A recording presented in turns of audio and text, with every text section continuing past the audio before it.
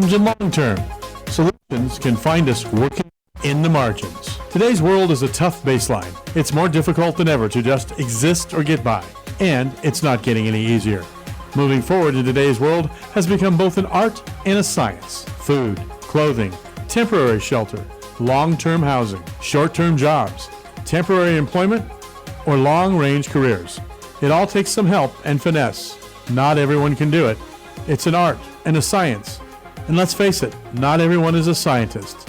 Some people need more help than others. The basics like reliable transportation, internet, laundry, a regular shower, even water, those basics we all take for granted. Electricity, these are the challenges of those caught in the net, are homeless, unhoused, housing challenged, living in the margins. People of all ages, young, middle-aged, senior citizens, entire families, male, female, all reasons and all walks of life. Anyone can find themselves living in the margins. Homelessness and the challenges that go are not going away, and we can't ignore them. It's just too expensive. We've got to do better. Take the next step forward.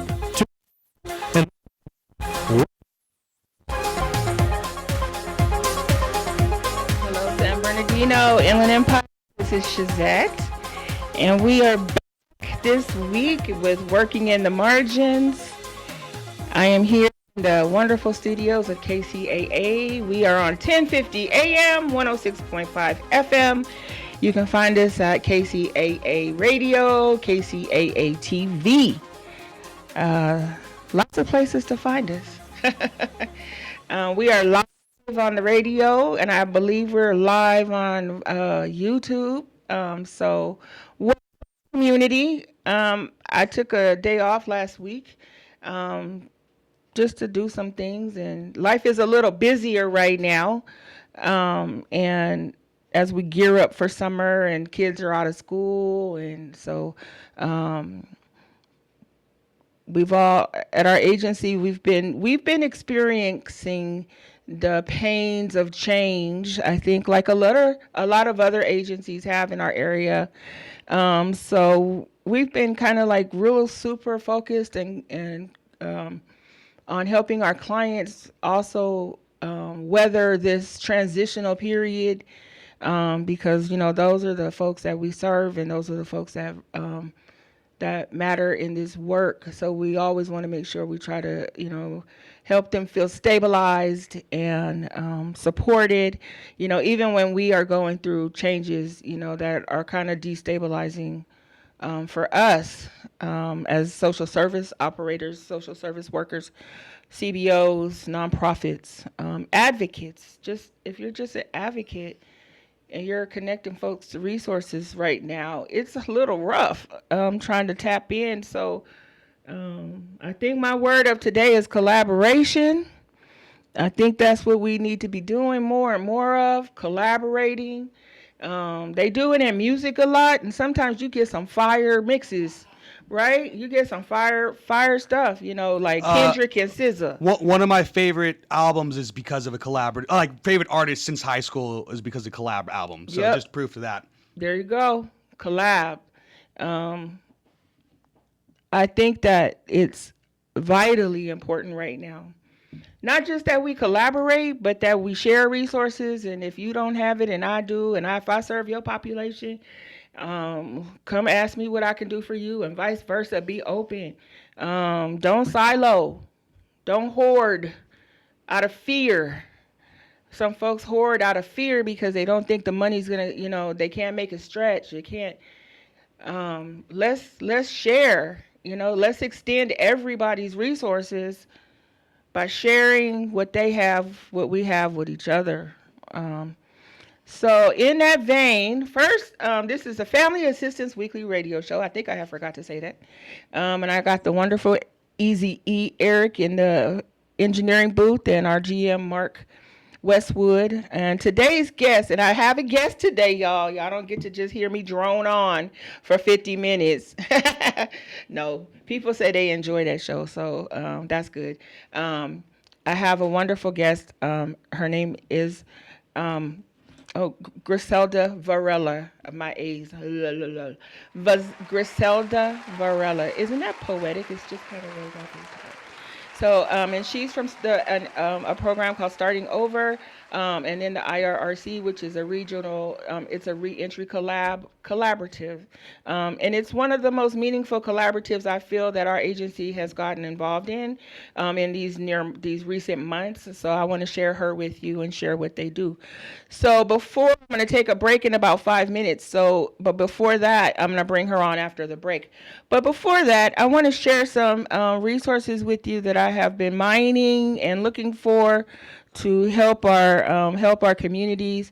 Again, like I say every week, I will connect these to my hashtag, Working in the Margins with Z, on all my socials. I have them all, y'all. Facebook. If you just Google Working in the Margins with Z, I'm sure you're bound to find it. So, and I'm going to connect all of these resources.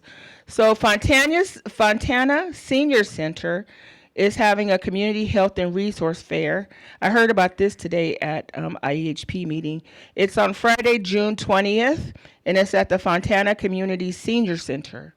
So that's June 20th at the Fontana Community Senior Center. It's a community resource fair for seniors. Community Health Systems is having a backpack giveaway and resource event. Some of these are down the line because it's school and school's going to come back, so they're planning their backpack giveaways, back to school events. So they're doing their resource event on July 25th. It's a Friday, and it's going to be at the Bloomington Community Health Center. There's a Simple Solution Psychotherapy. They're having a back to school community event at Red Hill Community Park, August 2nd. August 2nd, Red Hill Community Park over in Rancho Cucamonga. I thought that was Altaloma. Maybe they don't call it. It's across the street from Altaloma High School. So, but they say Rancho Cucamonga. See, when I moved out here when I was a kid, it was only Altaloma. We didn't have Rancho Cucamonga. So that was a newfangled thing after we grew up. But it was always Altaloma. It will probably always be Altaloma to me. So, but good looking out. Rancho Cucamonga. So this is in Riverside. This is CBO Alliance of Riverside County. They're having a town hall meeting called Building Bridges. What's the topic on this? So I love town halls. Oh, okay. So they're bringing in Dr. Emily DeVore. She's the administrator of the Riverside County Office of Education. That's good. Oh, y'all, we need to go and talk to her, right? Because you know what they're doing on the federal level about the Department of Education. They just want us dumb out here not knowing nothing. So they can just herd us like cattle. So go meet Miss Emily DeVore, and then there's Javon Wilkes. He's an executive director of the California Coalition for Youth.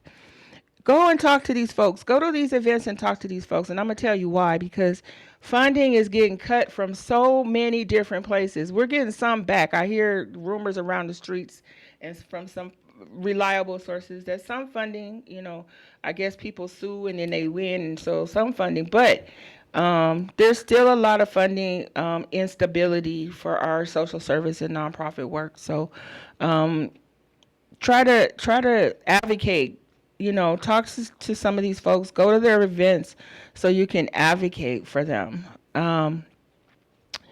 Let's see. Let me tell you the ones about family assistance. We have a few events coming up from family assistance. I know we have an open house coming up. So we're having our grand reopening, ribbon cutting and tours. It's going to be June 20th, and it's at our new Highland offices. And the programs that are there are Open Door, Next Step, and Open Arms, and that's where our youth drop-in center is. So that's, again, on June 20th. And I'm going to tag all of this on my socials, okay? So y'all don't have to, or you could just rewind if you hear something that you want to.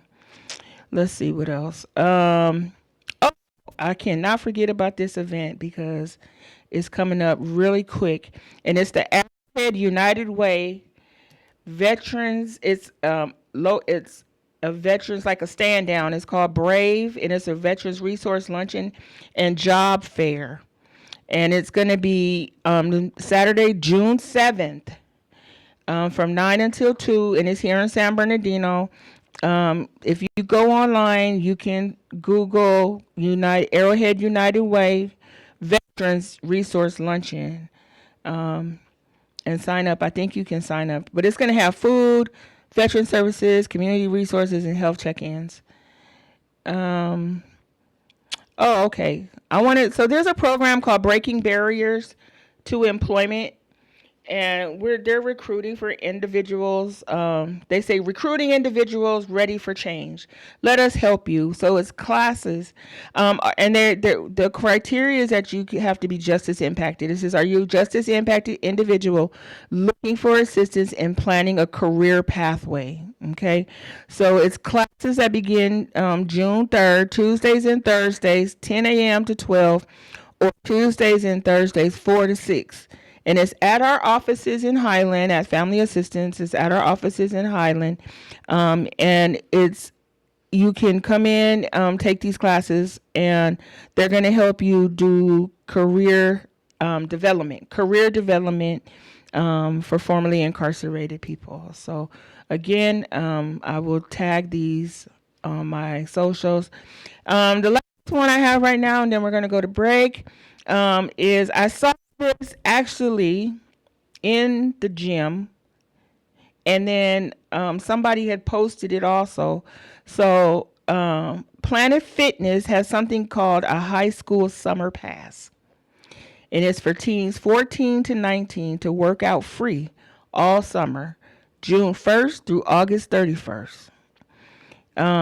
It says to sign up at planetfitness.com /summer pass. And I don't think it's all locations, but it might be, it could be your location, or maybe you can find a location. So that's great. I love that for so many reasons, for the kids and everything too.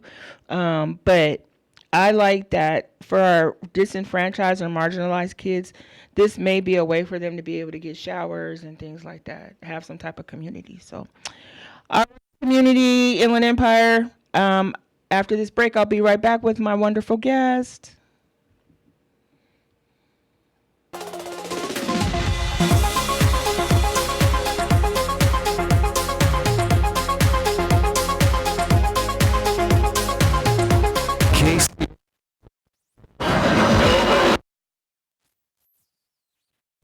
The Legacy KCAA 1050 AM and Express 106.5 FM.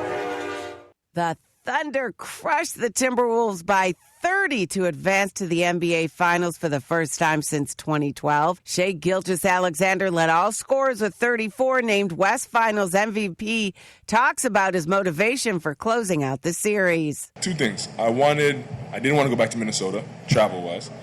And then I wanted the fans to be able to enjoy the moment with us, be able to see it unfold in front of their eyes. I want them to be able to celebrate tonight in our building. Thunder became the second youngest team to reach the finals. On the ice, the Panthers, with a 2-goal third period, beat the Hurricanes to advance to their third straight Stanley Cup final. Oilers forward Zach Hyman suffered an upper body injury in Game 4, underwent surgery, most likely done for the rest of the playoffs. OTAs across the NFL underway, and Giants quarterback Russell Wilson took the majority of first-team reps. That's sports. I'm Ronza Moss. KCAA. Hey, it's Ryan Seacrest for Albertsons, Vons, and Pavilions. With hot summer savings, earn 4 times points on items from Starbucks, Red Bull, Spam, Planet, Oat Milk, Charmin, Totino's, and Frito-Lay. Offer ends June 24th. Subject to availability. Restrictions apply. See website for details. Are you compliant with California's Clean Truck Check? Almost all vehicles over 14,000 pounds gross vehicle weight rating operating in California need to report, pay annual fees, and test. Visit arb.ca.gov/cleantruckcheck. The staff and family at Yard House in Temecula takes this time out to recognize and salute the local men and women in standing tall for our political and economic freedom around the world. Let's all remember them in our thoughts and prayers. Their efforts abroad and our support has kept America strong. This message, courtesy of your good friends at Yard House of Temecula at 40770 Winchester Road in Temecula. They are always working to keep our community moving in a positive direction. KCAA Hello,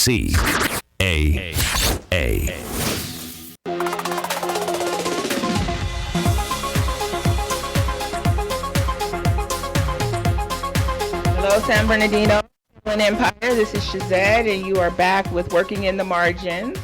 And next to me, I have my wonderful guest, Miss Griselda Varela.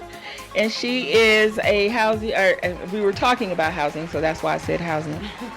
She is a reentry advocate. She helps our reentry population, our formerly incarcerated population.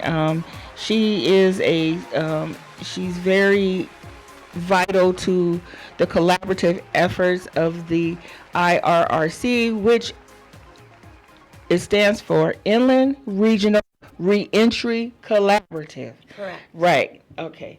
So that's a mouthful. She, like I said earlier, I think that this is hi, Griselda. Hi there. I'm happy to have you. Oh, super excited to be So here. I'm like, let me turn because I want to talk to you. Yes. So I was being very sincere.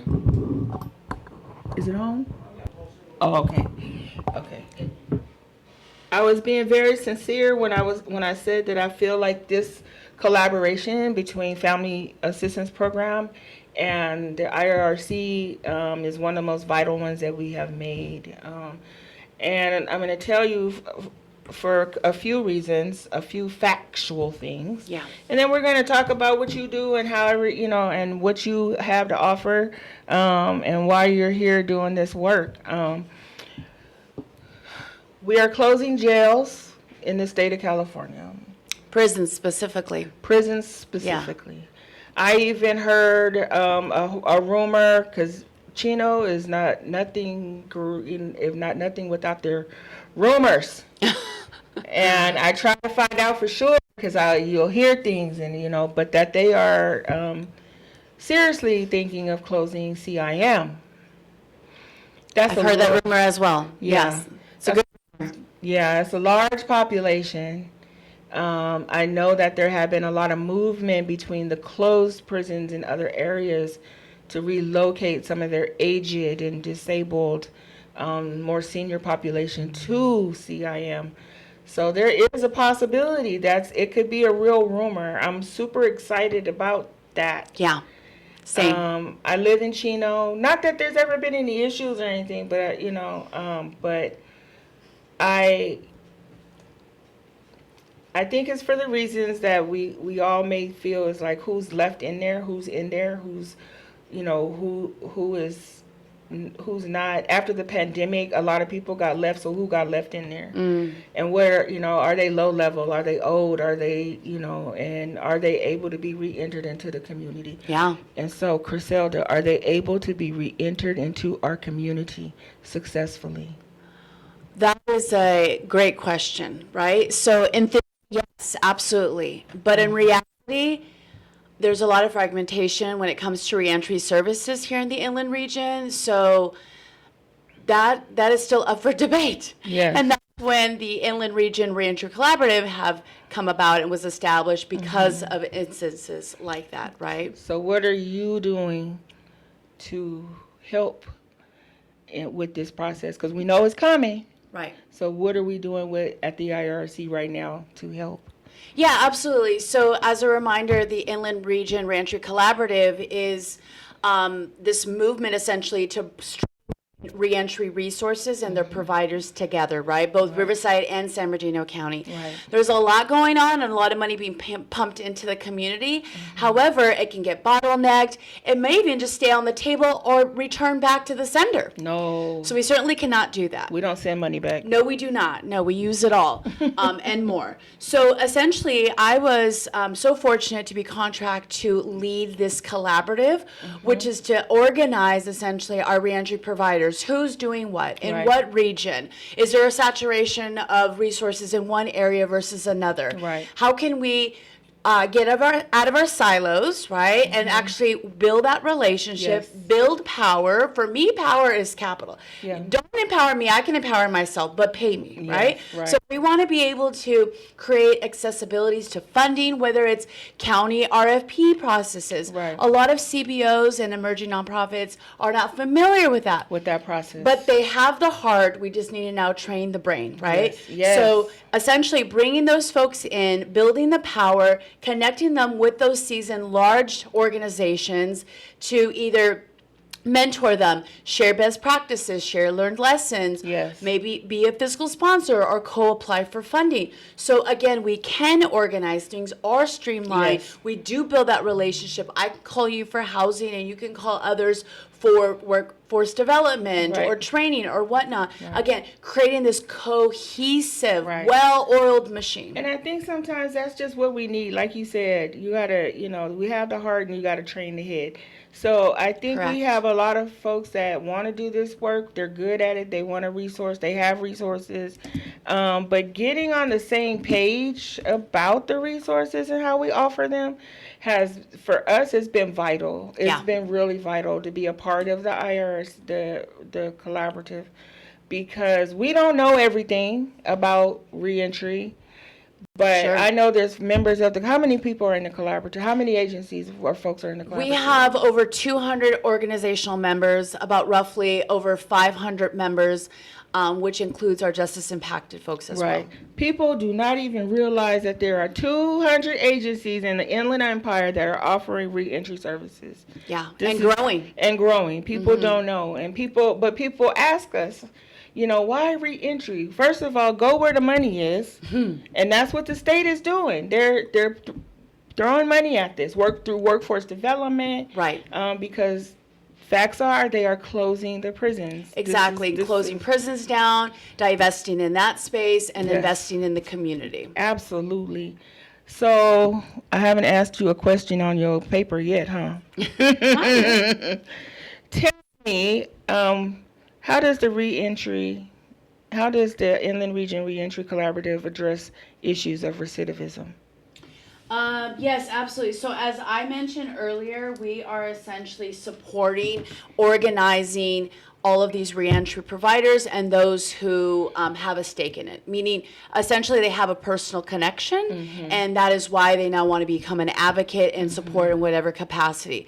So we're supporting with recidivism by organizing reentry providers. Even though the collaborative is fairly new, we are still kind of finding our identity, but what I'm kind of getting is we're like the reentry providers union. Yes. We're here to organize them while they're doing direct services, Yes. supporting, reducing recidivism, Yes. supporting folks who are coming back into the community. We're organizing them. Yes. Again, ensuring that they know who's doing what, they build those relationships, they can start leveraging those resources, building the power, inviting funders here so we can support them. So again, whether it's us inviting funders here, working with law enforcement court agencies, working with employers, landlords, that all is community safety. Right. We are working on amplifying Public our safety, community. right. We're working on becoming partners, right? Right. So we're actually also doing a narrative change campaign that we can talk about Yes, shortly. we're going to talk about that. But essentially, that is us bringing things to the table. Yes. This is our community. We're partners. Yes. We're valuable, right? And so this is what we're bringing to the community. How are we making it hard for clients to recidivate? What are we doing for them? What services are we giving so we make it? I have a cousin that just got out not too long ago, and I was like, man, there is no reason for you to go back. There's no reason for you to do anything that could send you back, because there's so many services out here. Sure. So many, housing services, education services, trainings, job help, what do you see, what are the trends do you see within the collaborative of those services? How are they helping to our clients not to recidivate. Right. Well, you actually kind of said how in the beginning is how are we not supporting them in a way? And so I really wanted to lift that up. For example, yes, there's all those great resources, but oftentimes there are programs that have mandatory requirements. You must attend these classes during the day, during the weekday. But these folks also have a mandatory to work at the same time. At the same time. So again, conditions of release. right. So again, the collaborative is here to be that policy and advocacy arm that reentry providers do not have the capacity because they're doing the frontline work. Right. It's, hey probation, hey parole, hey BCSS. This is actually, I appreciate this like program you're doing. We're here to support. However, we need to give you feedback of how this is not working. It's just not common sense. It goes against complementing them working and getting these types of programs at the same time.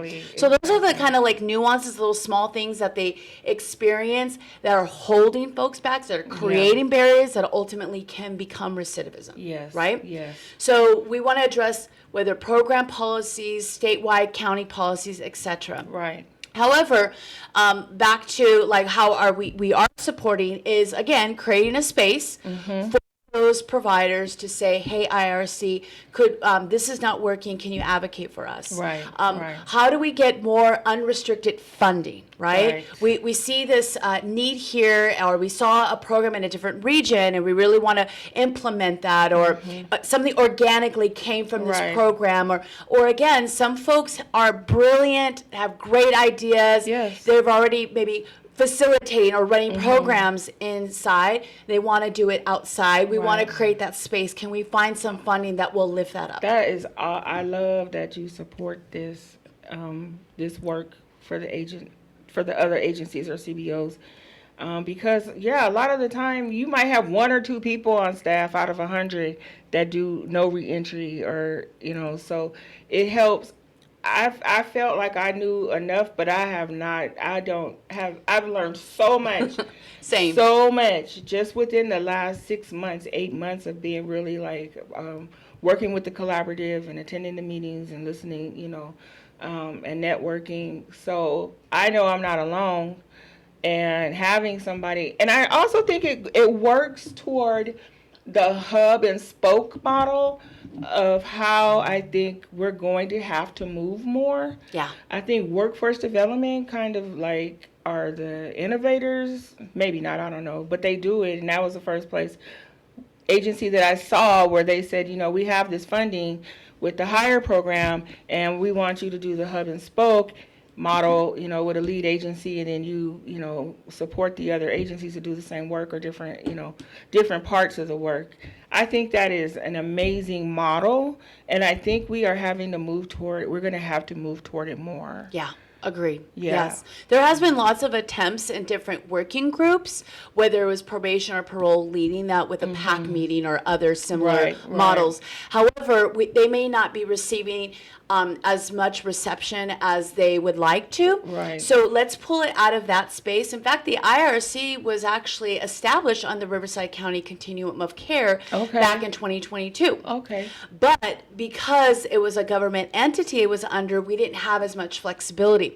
So as members, we voted to be outside, have our sovereignty, and having more flexibility with the support of the Continuum of Care. So now the Continuum of Care comes and supports in that space. But that model is becoming best practices. 2 regions wide is pretty ambitious, but we're ambitious folks. I know. And it just needs to be done, period. Especially with one of those regions being the largest county in the Absolutely. country. We can fit in one of our counties. In San Bernardino. Yeah, absolutely. We are large here. And we have unique needs in San Bernardino County, wherein we have a lot of, we have federal prison in camps up in the high desert. Yep. We have CIM, CIW down here. Yeah. And we have county jails. So we got a good smattering. Unfortunately. Yeah. So what do you think? I'm going to ask you this. What do you think as far as public safety? Because I read on a project, or I was at a meeting and I heard information about a project about public safety agencies going into housing and creating transitional housing projects in the community for the folks that are coming out of the jails. It seems weird to me. I've had conversations with other people about this, and the sentiment was, if they have the money, you can't be picky about the money. But what is your outlook on because they're saying we can help, probation is saying we can take this and set this up and we can put a bunch of folks here that are coming out and we can manage that. Right. Sure. So we've seen what that looks like. Even to our reentry providers is we're very ambitious people and we want to do a lot because there's a lot of need out there. However, stick to one or two things that you're really good at, right? And same with our law enforcement partners. Like stick to one or two things you're good at, right? We already know what that looks like. Yeah. There's a whole economic development system behind that. Yes. So then pass that on to those community-based organizations who specialize in housing, in holistic care, and these other types of wraparound services. Right. So yeah, there is a lot of funding there, but not all money is good money. There's a lot of restrictions as well. And again, you can't necessarily get the same support from those that incarcerated you. Right. It's just not common sense policy. Yeah. I definitely believe that law enforcement has a place, has a part. They play a part. In my world, it's not a huge part either. Sure, and there's a lot of people that think that we don't work with law enforcement; we work with them, right? Yes, right. right. I don't want us to get discouraged as providers, thinking, "Oh, we'll just turn it over to them. We'll just let them do it. They have the funding. We'll just let them do it." I feel we still need to advocate for reentry housing. We need to do transitional and shelter programs because they are still letting people out of jail homeless. Yes, right. They're still sending them to our streets homeless. And though we are wonderful at our jobs and we have all the resources, it may take them a month or two to get to us. Sure, right. Because sometimes when they call 211, they don't get us. Correct, yeah. They get somebody that can, that is going to take another week for them to sure.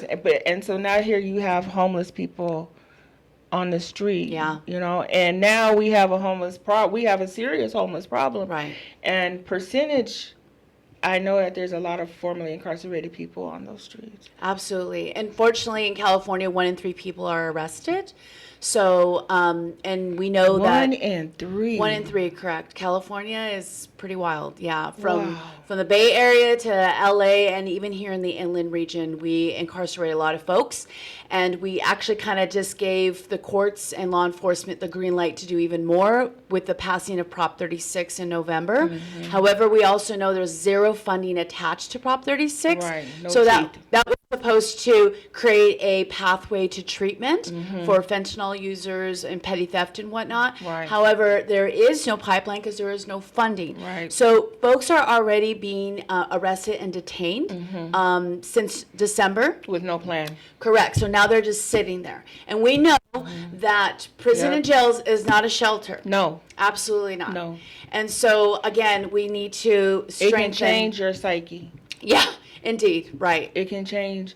I feel the least time you have to spend it. If something happens, by all means, But if some of this is not, it's just oppressive.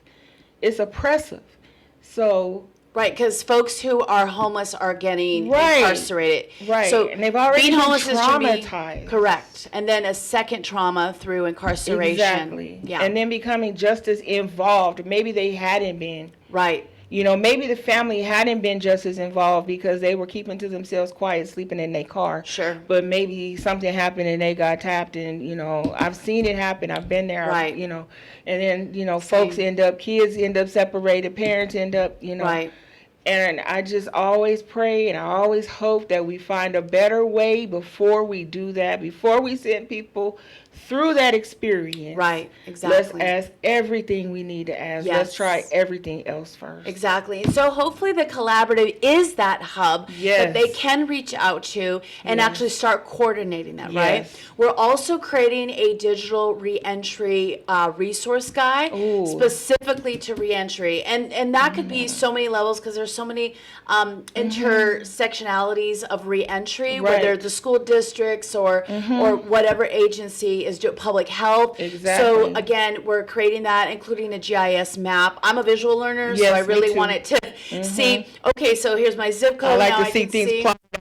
Yes. Absolutely. And so hopefully we can actually even get a software that will actually plug in all of our software that once my participant comes into the system, I can start tracking them. They'll work with you and workforce and others. Sort of how HMIS works is, with the coordinated entry system and the homeless on. Yes. Sort of. And I really, I did CES work, homeless work, so I really appreciated the connectivity of the HMIS system. Yes. And they're continually improving it, and now you're able to connect folks to bed availability through the app or through the software. Sure. So I hope we are able to do that. We're gonna take a break because this conversation is good, y'all. Y'all gonna be jealous. We'll be right back.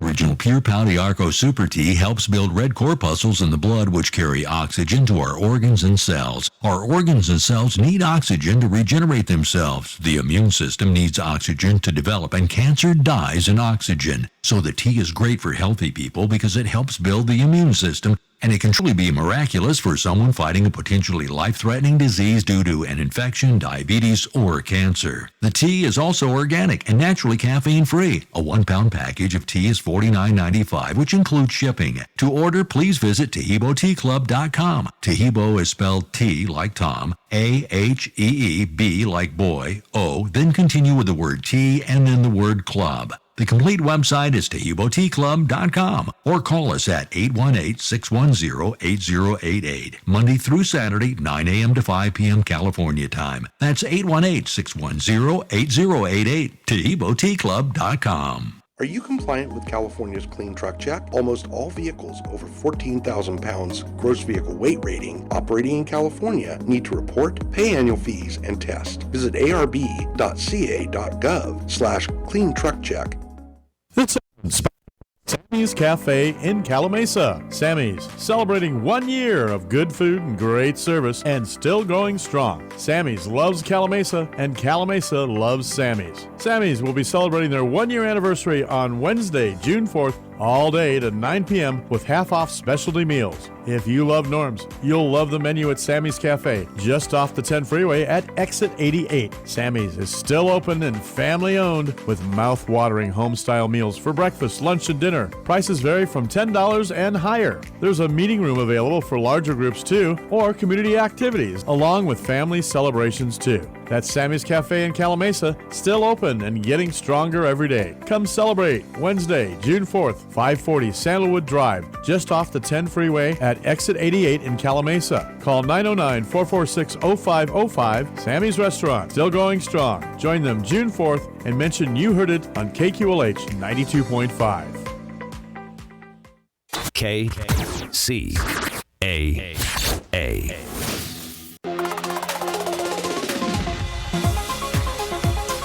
Hello, San Bernardino. Welcome back to Working in the Margins. I'm Shizette, and this is the Family Assistance Weekly Radio Show podcast. It does all that stuff on the YouTube. We're at KCAA studios here at 1050 AM and 106.5 FM. We're in the Teamsters Media Studios. They're gonna have to. It's called Kamek Hall, and I know it's after Randy Kamek, and he was a gentleman that I had the pleasure of knowing at some time in my past union life. But I keep waiting for them to put up studios so that hey, that's just the idea. So, but welcome back. I'm having an excellent excellent conversation. I'm learning and sharing with Miss Griselda Varela. She's from, she's one of our reentry advocates with the Inland Regional Reentry Collaborative.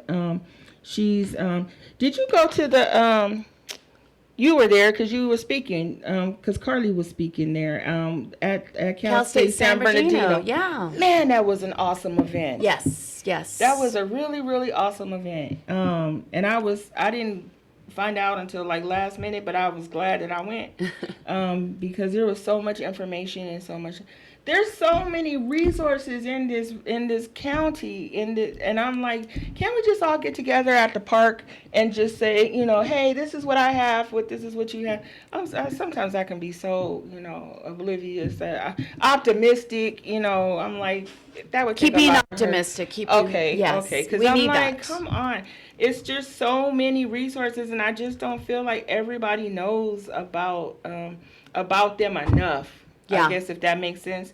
Because especially Cal State San Bernardino, they have an educational career pathway for formerly incarcerated people to become social workers, licensed social workers. Yeah. Amongst other great programs at Project Rebound. Yes. That's one of my alumni, so I'm very excited. But also UC Riverside, where I got my master's in public policy, which is underground scholars. So actually those types of higher education programs will receive funding from the state of California permanently because we know it. Yeah. Man, who else better to be a social worker that's formerly incarcerated to work with our population? Yeah. That's what we need. Absolutely. Including the beautiful students who are now PhD candidates. Yes. How beautiful. They are going to be the educators to teach the next generation. And people are like, well, they're different. They did time. They were formerly incarcerated. They are justice impacted. Right. They have things in their arsenal that you probably Absolutely not. We read it in a textbook, but they actually have the lived experience. Absolutely. Yeah. And I'm like, those are the folks we want. I want more of that. I want more programs like that. I want people to do more of that. Because I do feel like education and job training are some of the fastest ways out of upward mobility. Out of poverty, out of being stagnant in your careers. And I'm a lifelong student. Same. I'm a lifelong student. Now I want to teach folks some of the stuff that before I forget it, I want to teach it. Well, it's our obligation to pass it down to the next generation. Right? Yeah. Right. We can't be gatekeeping this beautiful wisdom. What's some of the struggles that you are having? Just some of the struggles. Is it? Carly and I, my coworker, we said sometimes we have more struggles with our partners, with the people who do the same work as we do, than our clients. Sometimes that's the battle, is trying to get folks on board to say this population deserves to have attention and have services. What are some of the struggles you come across? Yeah, absolutely. In fact, earlier in the beginning of this program, you mentioned about people live in fear, right? They're gatekeeping, they're in their silos, and they're holding on. Mm-hmm. Unfortunately, our society is wired to struggle. Very scarcity mentality, right? Yeah. So one thing that I love doing is reminding our formerly incarcerated folks to live in an abundance lens, right? Mm-hmm. Life is good. It could be good. Mm-hmm. You went through a lot of testing, and now you have a beautiful testimony that you can in turn be a subject matter. Charge people $100 an hour plus to be that subject matter, so we can transmute that bad, negative, heavy energy into a beautiful, hopeful one. Right. And again, changing the narrative. In fact, talk about it. We'll talk about it. Come on, talk about it. Let's talk about it. Absolutely. So one big thing that our members really was pushing, besides obviously bringing funding, which is the power building, policy change, systems change, but also the community education and the narrative change. Yes. Absolutely. And so what we have decided to do is to take on that task and create a beautiful narrative change campaign. Yes. In fact, I feel like organically what has happened since we talked about the scarcity and the abundance perspective is I feel like the tagline is evolving to healing our community one narrative at a time. Oh, I love that. How beautiful is that, right? I love that. Yes. Okay. Because like that's like inside work. Yes. Right? Yes, it's inside so work. so we're shifting our internal, change. right? From I'm a burden, I'm dangerous, I'm a criminal to I'm a entrepreneur. I'm a thought partner. All those adversities brought me and showed me what my strengths are, and this is now what I'm going to bring to the I'm table. an educator. I'm a leader. I mean, so it started last week. Yes. You're working with the University of Redlands. Yes. The students from the University of Redlands. How did the first round go last week? Yeah, it was very impactful, very emotional, Yes. but very hopeful. Yeah. And so we were interviewing some folks from different organizations from our collaborative, including Family Assistance. And we had folks who were brand new, out 3 days after 25 years. We had some folks who were out for 10 years, and we've been interviewing folks who are practicing law now or a PhD candidate, right? So kind of showing the community different levels of where folks are at and capturing their point of view. So back to the tagline of healing our community one narrative at a time, I really wanted us to focus on the narrative campaign from a counter narrative of, again, please give us an opportunity, please give us a chance, this is what we're no, we don't think scarcity, we're not about that. We're bringing, again, that abundance, what we're bringing to the community. So I really wanted to lift that up to our interviewees of, again, what you experience, let's transmute that to, again, what our strengths are now, what we learn, and let's shift that truth that they may not be aware of what you want to let them know what's going on. So it was really beautiful. Not only organically, it was emotional, but very empowering. But one thing that came out of it as well was we had one gal who was just recently out who mainly spoke Spanish. And I said, you know, I haven't seen a narrative change in Spanish. I said, would you feel more comfortable to speak in your own native language? She says, yes, I would be able to express myself freely. Yes. So we did an interview in Spanish. Look To do more, Yes. and again tapping into a whole nother population of folks. Yes. Who, whether a landlord who is mainly Hispanic or employer Hispanic, so we could start speaking with them and changing that narrative. Exactly. So for the most part, the first day, very great, very exciting. They felt empowered. This is also led by formerly incarcerated folks. I'm system impacted. Both my parents were incarcerated. My dad was murdered, incarcerated in custody. So this is a very personal story for me, right? The work that I do. However, I only bring my perspective. Let me bring a justice impacted person as well. So not only from coming up with the questions, but also now how we're going to market the videos, the audio, and how we're going to get that out to the community. So justice-led, the collaboration is all about centering the folks who are most impacted by it. That's just plain sense. Best practices. Best practices, right? Best Yes. practices. Yeah. I am so excited about this program because I too have justice impacted family, and my brother spent most of his young life in prison. And it's always been important to me to acknowledge, our reentry population, find out where there's ways to help, and it's just been, and he was murdered by fentanyl a few years back and on the street. And I don't think I don't know, it's, people are weird. We get hooked onto some things, or sometimes we don't even know why. But I just feel like there's so many resources that I'm really mad all the time at people who don't share them because I feel that we're missing people sometimes, and we have the answer. Yeah. We have the answer. So why you are important and why I want to keep knowing you is because I want to introduce you to a whole bunch more people that have the heart for our reentry population, our formerly incarcerated, justice impacted families. Because it's the families too. People don't understand when one person in the family goes into jail, they all go. We really do. Yeah. You know, it's so we need family services. You know, we need to make sure that the children of these formerly incarcerated are understanding why their person was away or why this person is back. Agreed. Yeah. You know, because while my mother was grieving, I had no idea. Right. Right. Yeah. Right. And so, in fact, when I was 17, when my dad was murdered in custody, and it took them 48 hours to reach out to our family. Man.